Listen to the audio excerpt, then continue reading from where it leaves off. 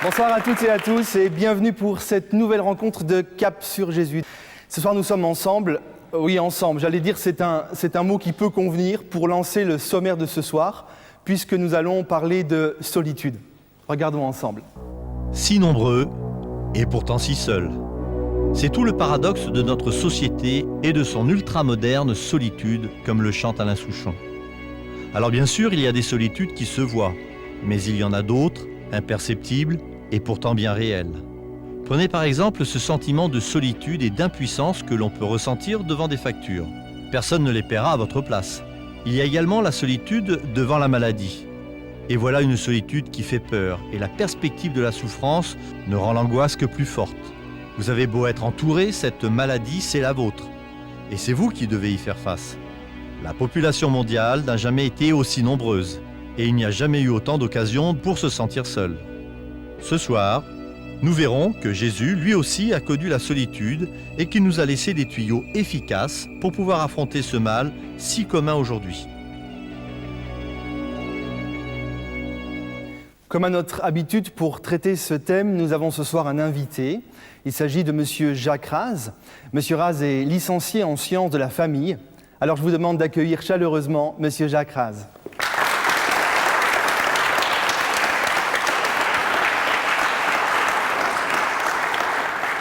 Monsieur Raz, bonsoir. Bonsoir Michel. Merci d'être là. Nous avons entendu ce soir le thème qui va nous rassembler, celui de la solitude. Alors peut-être que pour les téléspectateurs, pour notre public, ça peut paraître étrange d'avoir appelé quelqu'un qui est spécialiste dans le thème de la famille pour parler de solitude. Pourtant, est-ce que vous pouvez confirmer que lorsqu'on parle d'individus, de famille, de société et de solitude, c'est quand même une même réalité? Oui, il est vrai que lorsqu'on parle d'individus, de famille, de société, on a un peu l'impression d'éléments qui s'imbriquent les uns dans les autres, un petit peu comme une poupée gigogne. L'individu s'imbrique dans la famille s'imbrique dans la société, et on a l'impression finalement que tout le monde est intégré quelque part. En fait, on peut dire que depuis quelques décennies, on a vu apparaître dans nos sociétés une classe de nouveaux pauvres dont personne ne parle. Ce sont les sous-alimentés de la relation, ce sont les affamés de la convivialité, ce sont les déshérités de la communication. Parce qu'au fond, le contraire de la solitude, ce n'est pas de vivre en groupe. Le contraire de la solitude, c'est la relation. C'est-à-dire que pour moi, la solitude, c'est la non-relation. L'incapacité d'entrer en relation vraie avec quelqu'un d'autre. Et ça, c'est vraiment une pauvreté. Alors, cette pauvreté est apparue j'allais presque dire dans un fait divers, qui est bien plus qu'un fait divers, durant l'été 2003, parce que pour la France, l'été 2003 restera dans les annales pour avoir atteint des pics de chaleur. Malheureusement, il y a un autre pic qui a été atteint. Certains ont parlé de record, c'est assez déplacé parce qu'il s'agit d'un chiffre très triste. Plus d'1 millier de corps qui n'ont pas été réclamés par leur famille. Alors, mourir et ne manquer à personne, qu'en pensez-vous? Comment est-ce possible? C'est un des paradoxes de notre société, me semble-t-il. Nous vivons dans une société où les moyens de communication sont de plus en plus développés, sophistiqués. On peut entrer en contact avec n'importe qui, n'importe quand, n'importe où, même sur le toit du monde, si on en croit les publicités. Et pourtant, sur un plan personnel, un des mots dont on souffre le plus aujourd'hui, c'est la solitude. On a de quoi entrer en contact, en communication, mais pas en relation. Est-ce que, sans pouvoir faire une liste exhaustive, parce que malheureusement je crains qu'elle soit très très longue, mais est-ce que vous pouvez nous dresser une petite liste, quelques exemples de différentes formes de solitude? Ça commence dès l'enfance. Cet enfant auquel les parents n'ont pas de temps à accorder. Il est là au milieu de merveilleux jouets, mais il n'a pas l'impression de compter vraiment. Je pense à la solitude de cette petite fille à qui on parle toujours de son grand frère et qui n'a pas l'impression d'être aimée pour elle-même. Je pense à la solitude de ce petit garçon qui est ballotté entre papa et maman qui ont divorcé. Je pense à la solitude de cet autre enfant qui vit dans la peur, dans la crainte de ce qui va se passer quand papa va revenir et qu'il a bu. Il y a les solitudes des jeunes. Vous savez, même lorsqu'ils sortent, lorsqu'ils vont s'amuser, les danses actuelles, les nouvelles danses, se dansent seuls. Ouais, c'est vrai. Et puis il y a les solitudes de l'adulte. La solitude face aux problèmes sociaux, au chômage. La solitude face à l'avenir. La solidarité disparaît petit à petit, on ne sait pas si les retraites seront payées, il faut construire son avenir soi-même. La solitude d'une vie trop remplie où finalement on vit sous le même toit, côte à côte, mais on n'a pas le temps de se rencontrer. La solitude devant l'incompréhension, devant le jugement des autres. La solitude dans le succès. La solitude du champion, on en parle parfois. La solitude face à une promotion. Et ce n'est pas pour rien que nombre de dépressions ou de problèmes sexuels apparaissent presque immédiatement après une promotion. Il y a les solitudes face à la maladie, face à la souffrance. Une solitude toute simple, la solitude des parents qui voient les enfants quitter la maison. Et puis il y a la solitude de la personne âgée, qui n'ose pas parler de sa solitude, parce qu'on dit celle-là, elle se plaint tout le temps. Il y a comme ça des tas de solitude. Alors c'est vrai qu'en vous écoutant, je me demande si je m'inclus, s'il y a une seule personne qui a pu ne pas se sentir concernée, et encore la liste ne serait pas terminée. Donc on est d'accord pour dire que tour à tour, un moment ou un autre de notre vie, nous sommes confrontés par la solitude. Tout à fait. Et c'est probablement le malentendu de notre époque, à une époque où on peut s'entendre facilement sur le portable. Le malentendu, c'est que finalement, notre époque, on est mal entendu. On est dans l'incapacité d'entendre et de se faire entendre par l'autre. Nous sommes tous, quelque part, demandeurs, en attente de relations vraies, de relations meilleures, de relations profondes. Monsieur Raz, merci beaucoup pour ces échanges. Merci d'avoir été avec nous. Alors, à vrai dire, nous sommes allés trouver les enfants, comme nous l'avons fait pour chacune de nos rencontres, pour voir ce qu'ils avaient à nous dire de la solitude. Nous leur avons demandé, est-ce que parfois tu te sens seul? Écoutons ensemble leurs réponses. Merci. Je sais pas.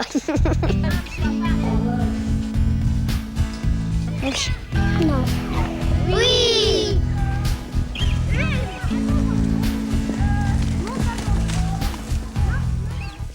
Oui. Bah non. Oui. Oui. Oui. Quand il n'y a pas ma maman et ma sœur. Quand c'est l'heure d'aller à la maison et maman elle vient un petit peu plus tard. Ouais. Quand mes sœurs ont trop de travail, et ils peuvent pas jouer avec moi. Quand j'ai peur. Quand on se dispute, ma sœur et moi, et après on s'amuse plus ensemble. Alors après, on est tous chacun dans notre chambre et puis on se sent un peu seul. Ouais. C'est ma nourrice.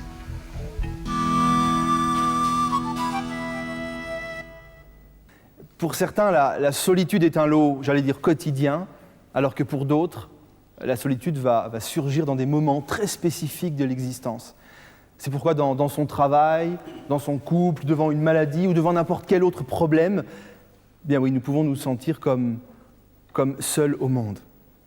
Nous sommes tous concernés par ce qui est finalement un fléau, cette solitude. C'est ce que vous nous avez confié. Ouais. Non, moi j'ai tout le temps la famille autour. Différente, ouais, même à l'intérieur de la famille, différente des autres membres de la famille. On a toujours besoin d'un moment de solitude pour se remettre aux questions, c'est-à-dire sur les bonnes et mauvaises choses. D'abord, pour celui qui a une compagne ou un compagnon, c'est de se retrouver seul, déjà, dans la vie. Et puis après, c'est peut-être aussi l'impossibilité de communiquer pour certaines personnes. Le fait de se retrouver seul, d'être isolé des membres de sa famille, d'être oublié. Voilà, manque affectif. Ouais.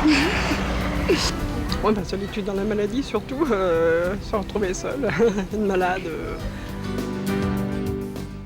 La Bible nous parle d'un prophète qui s'est senti également cruellement seul à un moment donné de sa vie. Ce prophète, c'est Élie. Cet homme a vécu à une époque où le peuple d'Israël avait abandonné Dieu pour laisser place à toutes sortes d'idoles. Et dans ce contexte, Élie s'est lancé dans un travail de réformateur. Il cherche à débarrasser le pays de toute son idolâtrie pour lui faire redécouvrir son Dieu. Son travail a été difficile car il était seul. Et il avait en face de lui non seulement un peuple, mais également une reine, nommée Jézabel, qui était précisément l'instigatrice de cette idolâtrie. Après des efforts immenses, d'ailleurs couronnés de succès, Élie est forcé de fuir, car Jézabel en veut à sa vie. Et c'est dans ce contexte que surgissent ces paroles glaçantes de solitude et de désespoir. Il dit maintenant, Seigneur, c'est trop. Prends ma vie. Je ne suis pas meilleur que mes ancêtres. Seigneur Dieu de l'univers, j'ai pour toi un amour brûlant. Mais les Israélites ont abandonné ton alliance. Ils ont détruit tes autels, ils ont tué tes prophètes. Et moi seul, je suis resté et ils veulent prendre ma vie. Élie désire mourir. Oui, la solitude peut véritablement mettre dans tous ces états. Un homme qui est absolument convaincu que Dieu est présent dans sa vie peut se sentir étonnamment seul. Un autre personnage biblique qui a connu la solitude, j'allais dire non le moindre, c'est Jésus. D'abord, il a senti de la solitude au niveau de sa famille.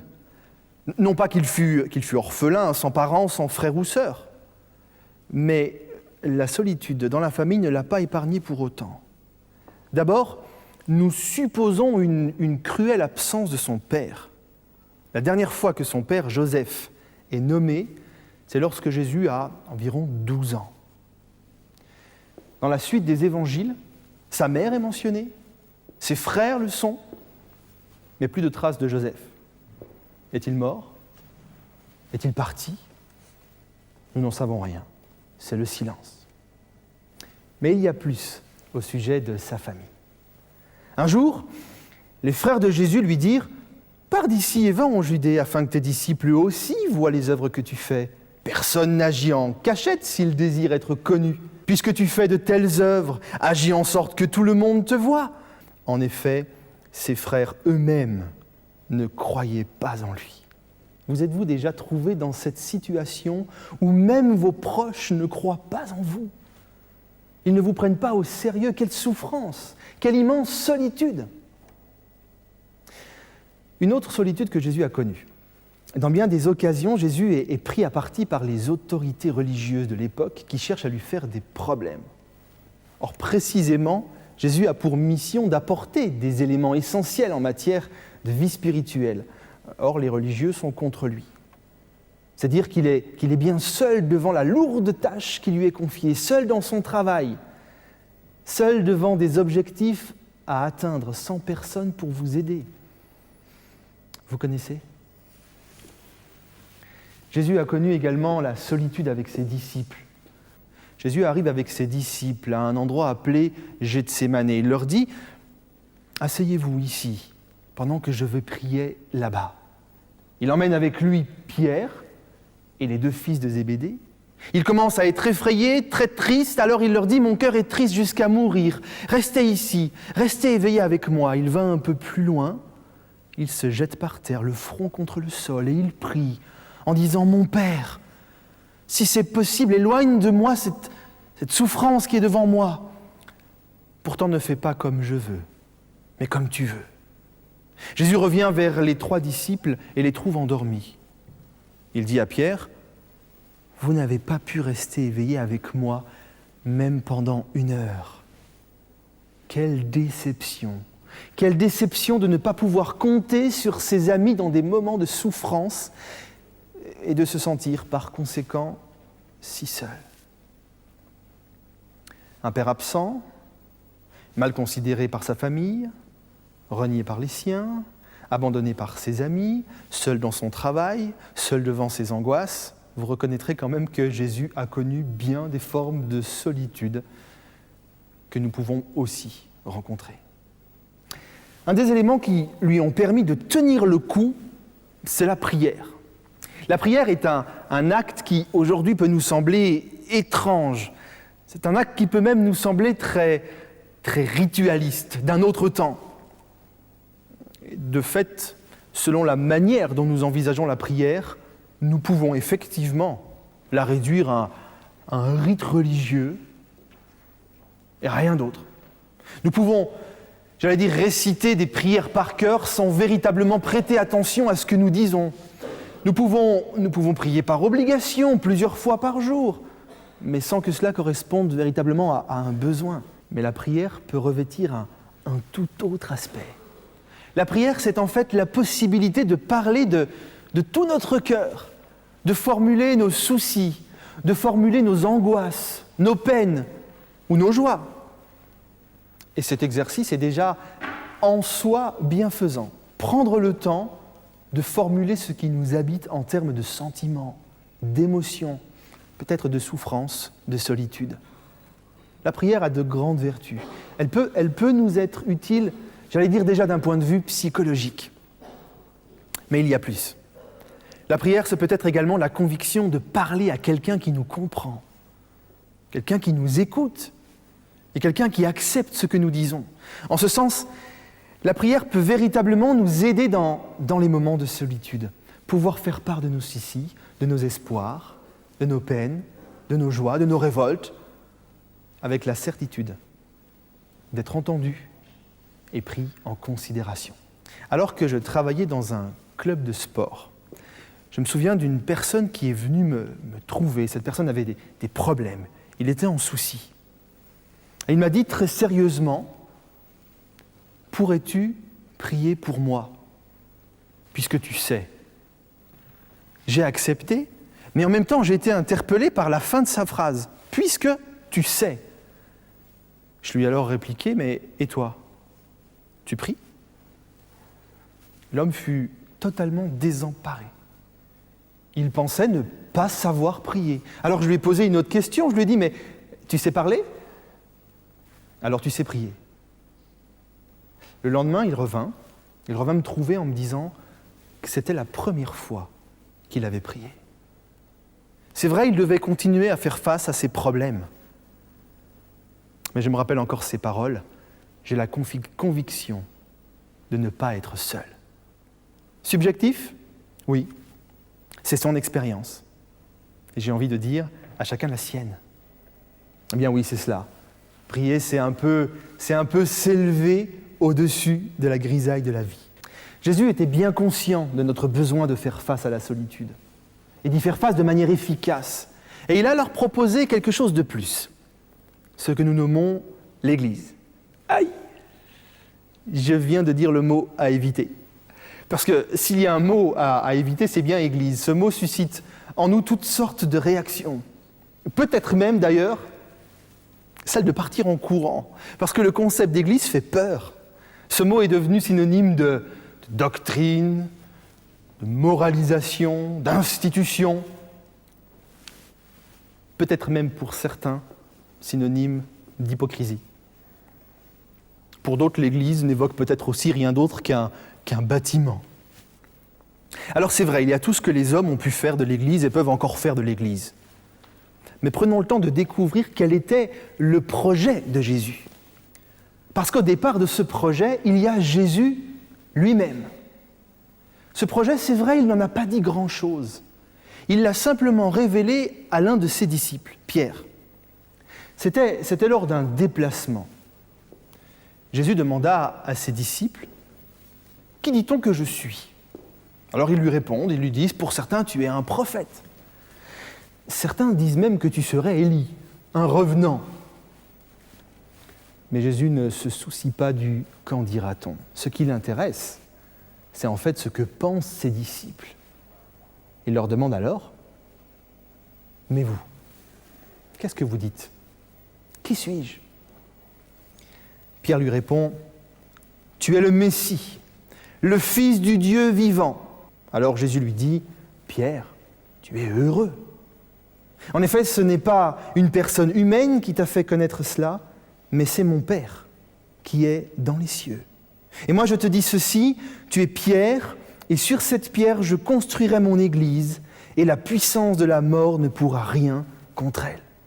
Ce texte ne nous apprend, j'allais dire, pas grand-chose, si ce n'est que Jésus a un projet, fonder une Église. Cela apparaît dans la dernière phrase, dont je voudrais souligner 3 mots. Tout d'abord, un nom propre, Pierre. Ensuite, un nom commun, Pierre. Et enfin, un troisième mot, Église. Alors, remarquons tout d'abord un jeu de mots entre Pierre et Pierre, parce que Pierre, le nom propre, se dit en grec Pétros, et cela signifie rocher. Le deuxième mot, le nom commun, la pierre, le mot qui est utilisé ici n'est pas le même en grec, c'est Pétra et non Pétros. Et Pétra signifie caillou. Un petit clin d'œil de Jésus. Il ne voudrait peut-être pas que Pierre prenne la grosse tête. Tu t'appelles rocher. Et moi je te dis, c'est avec le petit caillou que tu es, ou plus exactement sur ta foi, sur la foi d'hommes et de femmes comme toi que je veux construire mon Église. Alors ceci nous amène au troisième mot, Église. Le mot Église, en fait, n'est pas une traduction. Nous devrions plutôt dire que c'est une translittération à partir d'un mot grec, ecclésia, qui signifie étymologiquement « appelé hors de ». Cependant, s'il est vrai que les évangiles sont rédigés en grec, il n'en est pas moins vrai que Jésus ne parlait pas en grec. Il s'exprimait soit en araméen, soit en hébreu.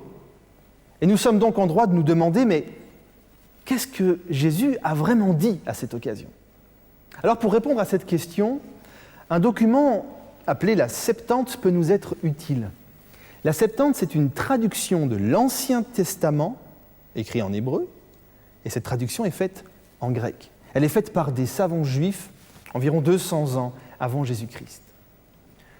Donc, si ce texte qu'est la Septante utilise le mot « Église », il serait intéressant de voir à quoi il se réfère en hébreu. Quel mot hébreu est traduit dans la Septante par « Église ». Eh bien, quand la Septante utilise ce mot, c'est généralement pour traduire le mot hébreu « Kahal », mot qui signifie « assemblée » et qui désigne alors le peuple d'Israël. Ainsi, Jésus est en train de dire à Pierre, avec le concours d'hommes et de femmes qui se rassemblent en mon nom, autour d'une même foi, je veux créer une assemblée, un peuple dont les liens soient si forts que rien ne puisse les séparer. Jésus espérait que des hommes et des femmes se rassemblent en son nom pour former ainsi un peuple qui ne connaisse aucune barrière de langue, de culture. L'Église, dans le projet de Jésus, c'est un rassemblement de personnes autour de lui. Partager notre foi, nos joies, nos peines, et ainsi ne plus se sentir seul. Dans nos premières rencontres, nous avions découvert, j'allais dire Dieu sous son vrai visage. Nous avons découvert un Dieu d'amour qui se révèle de différentes manières pour que chacun d'entre nous puisse le rencontrer. Nous avons découvert un Dieu attentionné qui nous donne des conseils pour améliorer notre existence. Oui, nous avons découvert qu'il est possible de vivre mieux grâce à Dieu. Repensez maintenant à nos 4 derniers entretiens avec celui de ce soir. Nous nous sommes plus particulièrement arrêtés sur l'œuvre de Jésus. Et si nous faisons un rapide bilan, nous découvrons que nous pouvons vivre mieux avec Jésus. Accepter ce qu'il a fait pour nous. Accepter cet acte d'amour et faire nôtre son enseignement. C'est entrer dans une nouvelle attitude de vie basée sur l'amour, la bonté, le respect, la maîtrise de soi. Dieu nous donne la vie. Nous sommes tous dans la même galère. Nous vivons dans un monde à la dérive, un monde qui va à sa perte, comme nous l'apprend tragiquement la Bible, et comme le confirme chaque jour le journal télévisé. Jésus nous propose d'être notre compagnon de galère. Avoir pour partenaire de vie un homme qui a marché sur l'eau, assurément, c'est éviter bien des naufrages. Acceptons Jésus dans notre vie. Recevons simplement son amour sans limite. Accédons au pardon, à la réhabilitation qu'il nous offre. Adhérons à son enseignement, au modèle de vie qu'il nous propose. Bien sûr, comme toujours, chacun d'entre nous a le dernier mot. Dieu dit simplement, choisis la vie afin que tu vives. Il est là, à la fois Sauveur et Seigneur. Il n'attend qu'une seule chose, que nous l'acceptions dans notre vie. Avant de nous séparer, découvrons le thème de la semaine prochaine. Quotidiennement, des milliers de morts dans le monde. Près de 8000 morts des causes directes ou indirectes du tabac. Plus de 10 morts par jour sur les routes de France. Oui, la mort peut frapper aujourd'hui à votre porte. Cette mort qui déchire des familles, qui laisse des enfants meurtris. Cette mort qui nous fait mal et nous laisse toujours avec cet immense « pourquoi ». Nous sommes totalement désarmés devant la mort. Nous pouvons chercher à l'ignorer, à l'éviter. Elle est toujours là, planant au-dessus de nos têtes comme une épée de Damoclès. Fatalement, nous devrons y faire face, nous et nos proches, avec toute la peine que cela peut causer à ceux qui restent là. Lors de notre prochaine rencontre, nous ouvrirons la Bible pour écouter le Dieu de la vie nous parler de la mort. Nous écouterons Jésus nous en parler pour mieux la comprendre et pour répondre à cette question. Y a-t-il une vie après la mort ? À bientôt, bonsoir.